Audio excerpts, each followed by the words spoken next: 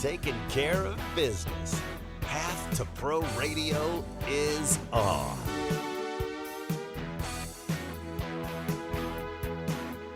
Here we go. Give me the guitar. Take it, man. Take it.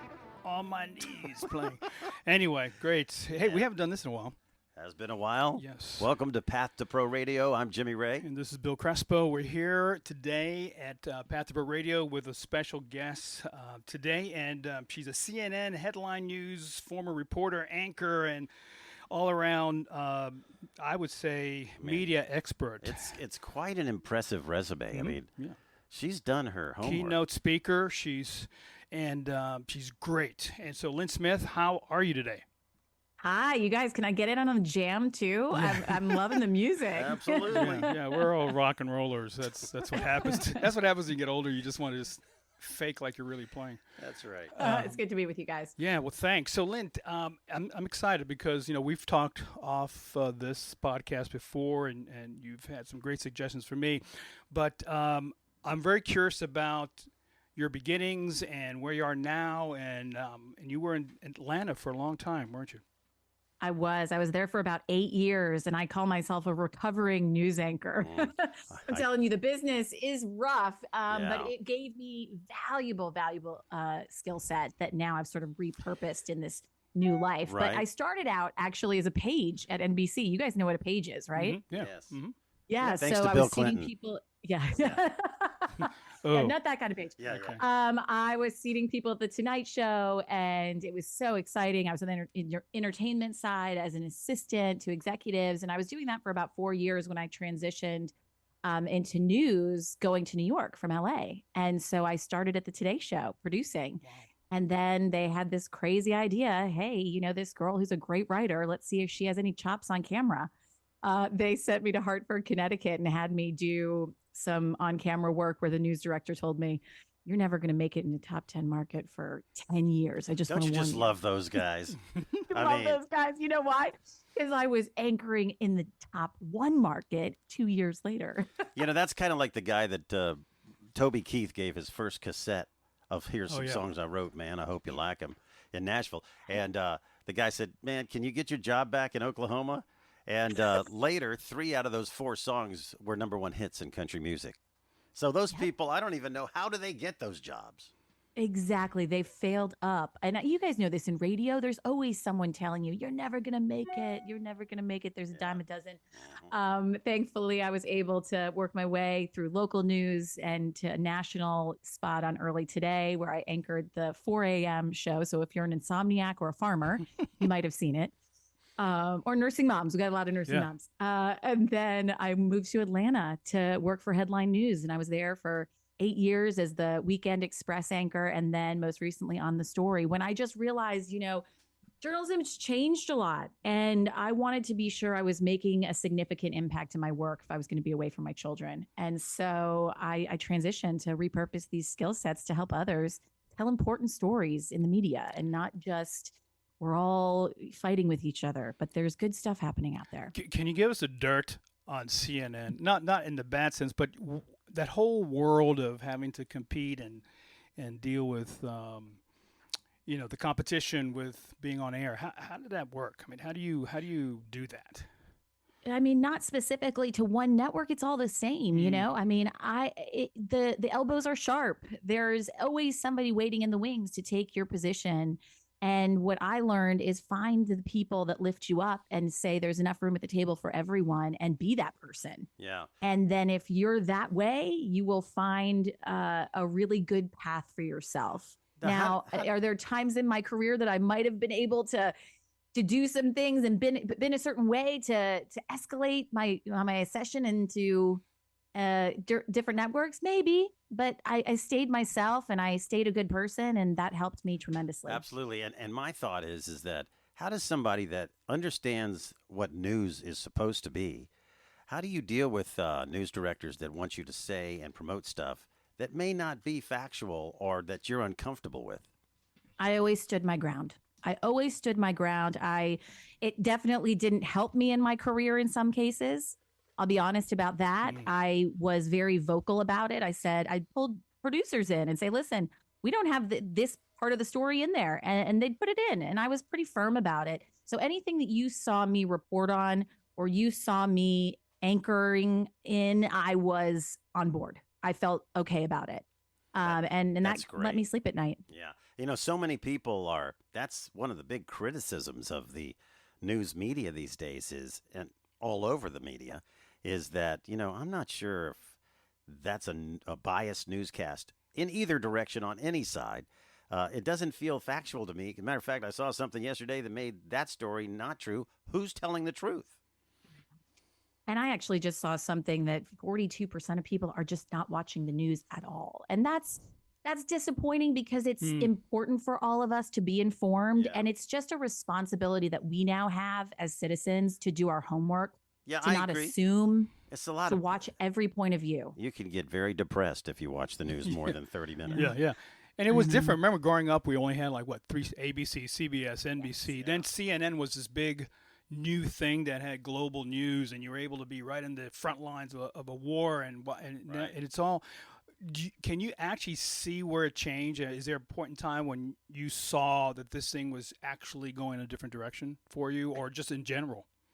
I think it started to transition around 2007, 2008. I noticed there were a lot of seasoned, old school people that were high tickets that were being replaced by a younger generation. There were some, shortcuts that were being made. And then there was just once the cable news beast became a business, and there was a ability to make so much money at taking a stand, either side, no matter what you agree with, it becomes a business. And anytime something becomes a business, you take a little bit of the authenticity out of it. And so it goes back to what I say, I'm putting the onus on ourselves to do our homework and to really seek out a variety of opinions. So it's not just watch your own opinion. So an anchor, basically, does an anchor have the right to do that? Or, are there anchors that say, well, whatever they put in front of me, I'm going to read?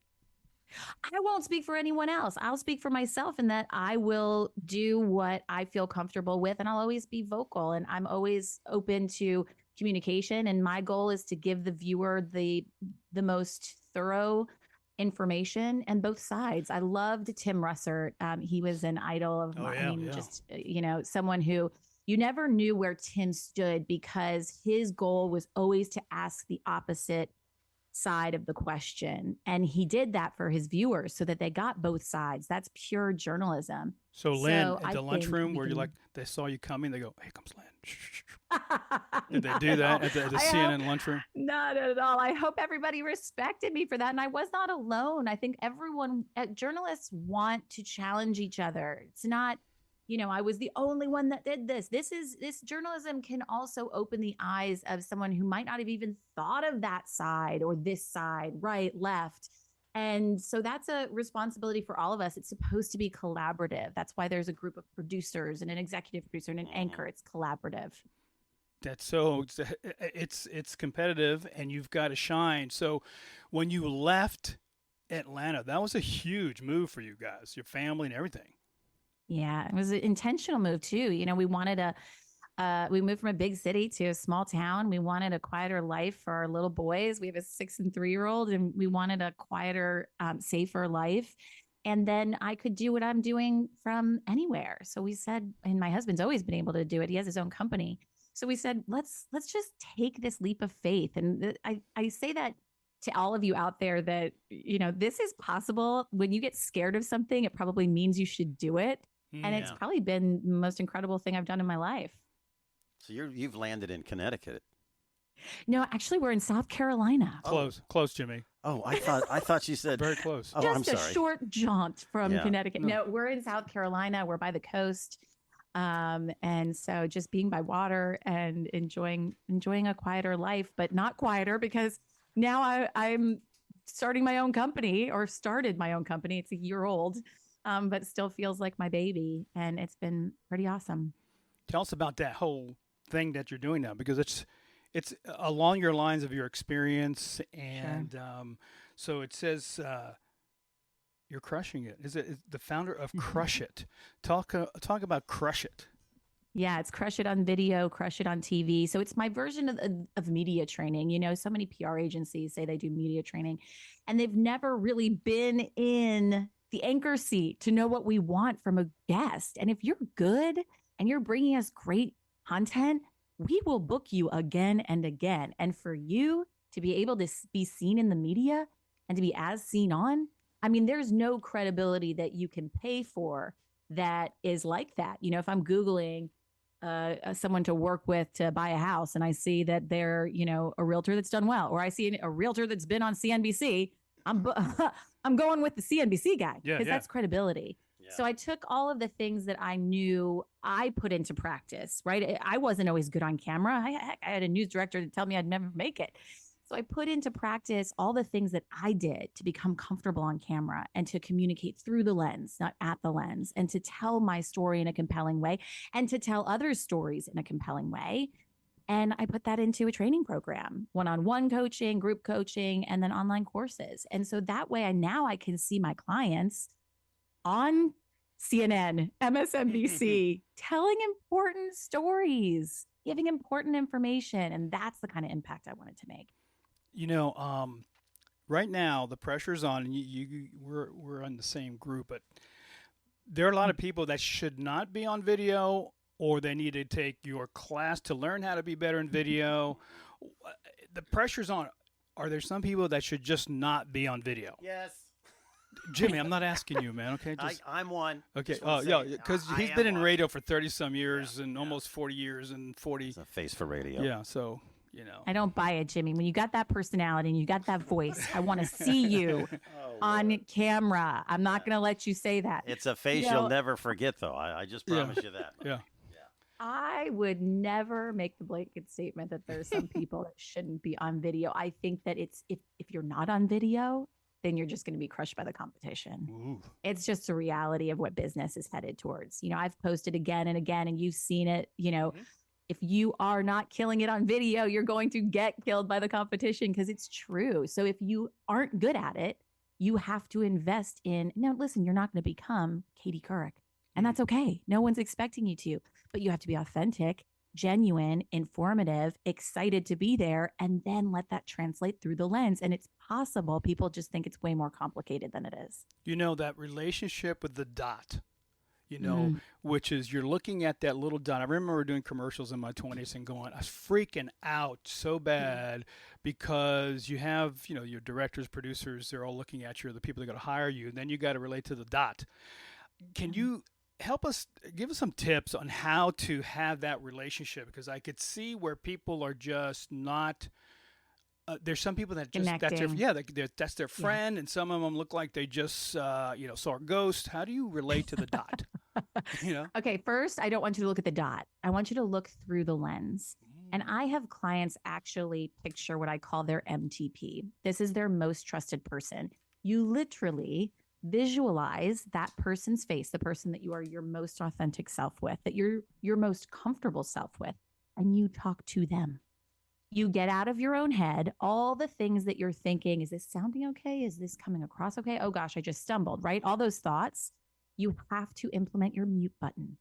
Your mute button is what you actually push when that voice comes on, because all those thoughts in your head come across on your face and through your voice.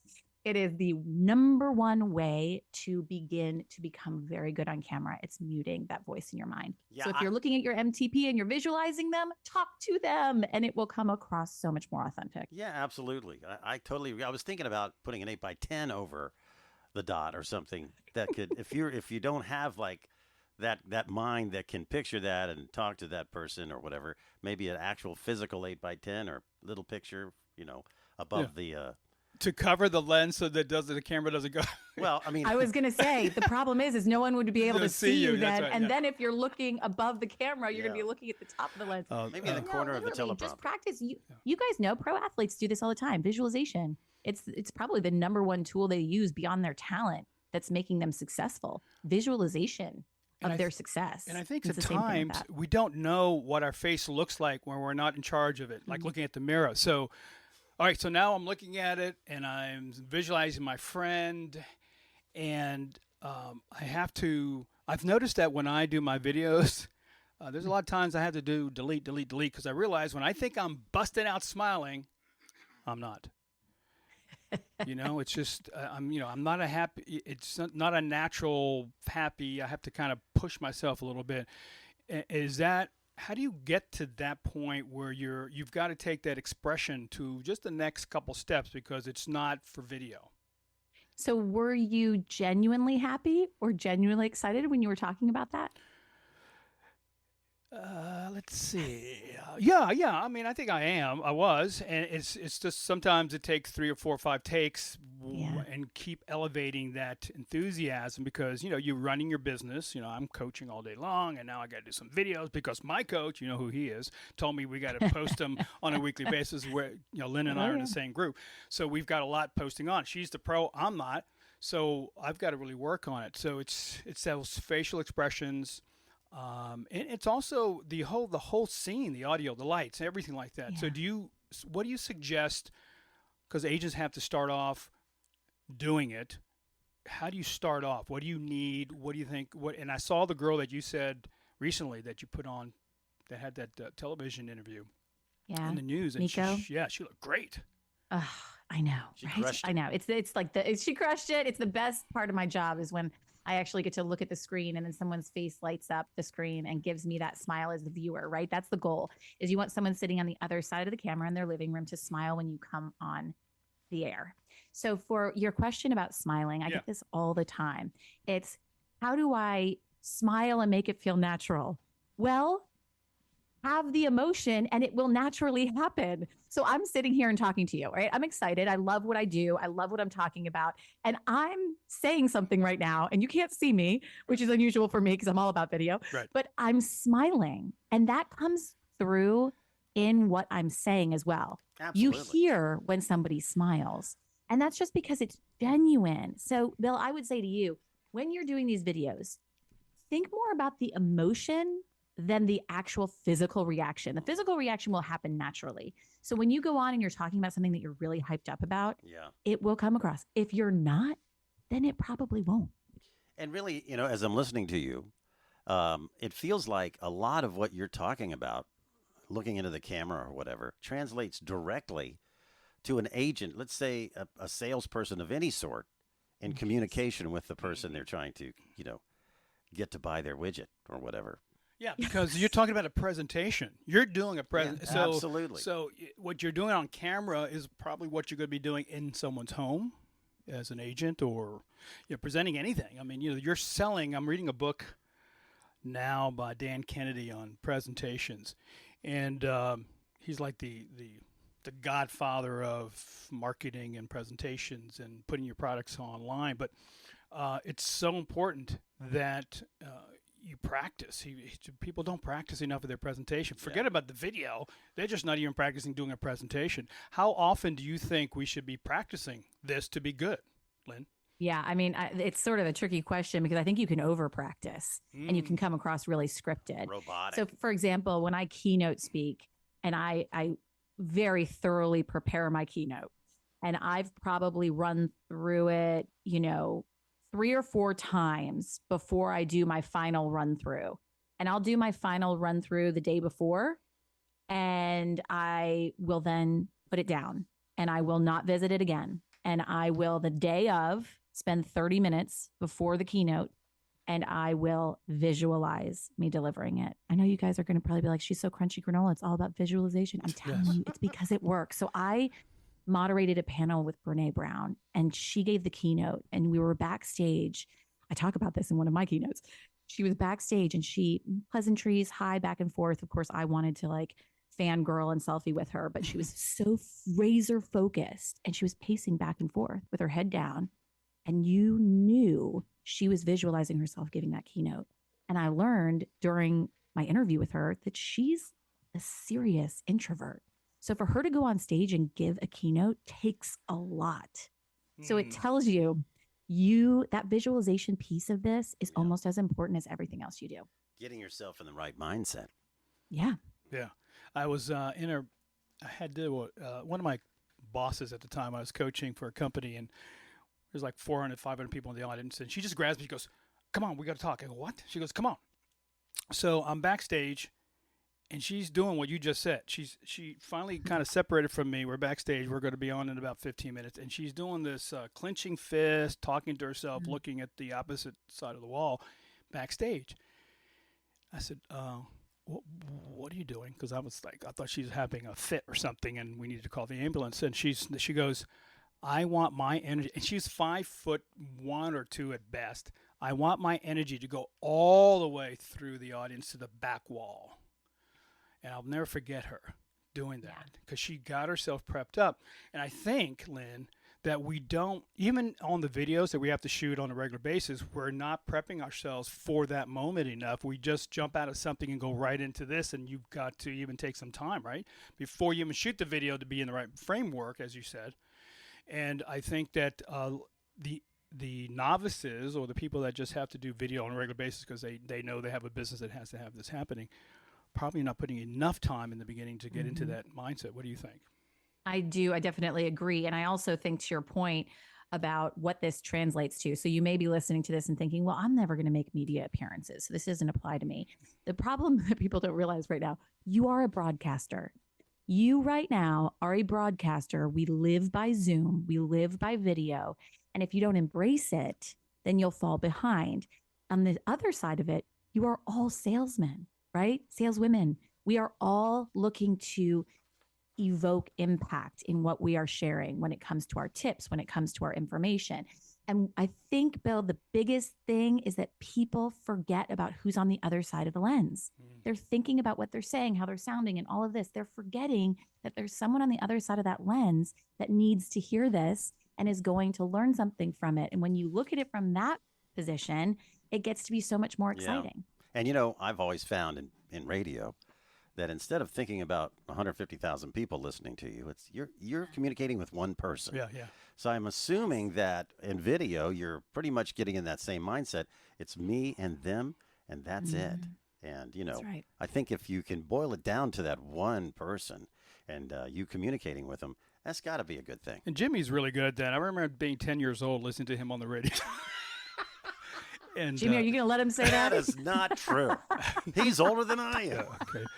Okay, so next subject, we'll go right into. So anyway. Wait, I was going to ask her something here. Okay, good. So I know that in my career, I have some funny stories. Any that pop into your mind as you were coming up in the early days of, and first, how early was it that you realized this is what you wanted to do?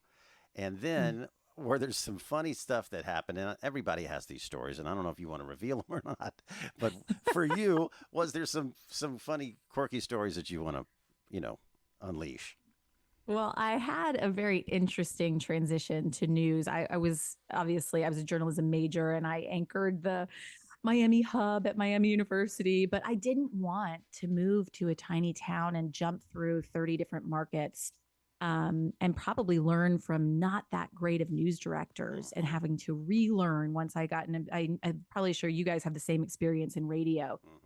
And so I wanted to learn from the best of the best. And that gave me invaluable knowledge, not just on the business side, but on the producing and writing side. So understanding the business, understanding the producing helped me to be a better anchor and reporter. When it comes to the fun stories, Lord, where do I begin? Okay, so here's a good one from my early days in Philadelphia. Okay. My street cred was that I was a producer at the Today Show, which is, it holds some weight. But why in the world did this news director hire me for on air when half of these people, maybe 90% rather than half, 90% of these people had spent 10, 15 years in smaller markets? I mean, Philly's a top 4 market. So here comes this 27-year-old who is a producer at the Today Show, right? You can imagine all of the rumors that were said about me, all of which were not true. And so they gave me a position as a consumer reporter, thinking that would be really safe, right? They just wanted my writing skills. And so they gave me a position as a consumer reporter. Well, that day it was my very first day on the job. I happened to be the closest to a stabbing at a school. So they had to send me with my truck there for the live shot. And then they were like, okay, we'll wait for a real reporter to get there. But they were like an hour away. So I had to go on. And let me tell you, walking back into that newsroom after completely falling on my face, I think I called it shooting instead of a stabbing. I mean, it couldn't have been worse. I didn't even say the right town. It was bad. So the only other one that I'll share right now, just because I'm really loving being self-deprecating, is, when you end your local, when you're a reporter and you say, reporting from New York City, Lynn Smith, WNBC. So at the end of my report, I forgot where I was. So I was like, reporting in, I'm Lynn Smith. Yeah. Reporting from somewhere. You fill in the blank. Reporting from somewhere. I mean, talk about Ron Burgundy. But I probably have so many more. But, those are the things that make us stronger. Yeah. And, I found that the human thing, people are okay with that. Yeah, I mean, if that happens to you on the air, whether it's visual or audio medium, if you're just a person and you screw up and you just go with it, whoops. Yeah. Where am I anyway? Yeah. And I think that's on video too, which is a good point of being just be you more than having to be the polished actor. We interviewed Alan Williamson, who's a local real estate agent who's made it kind of semi-big in Hollywood and doing all these streaming shows and videos that are going on as an actor.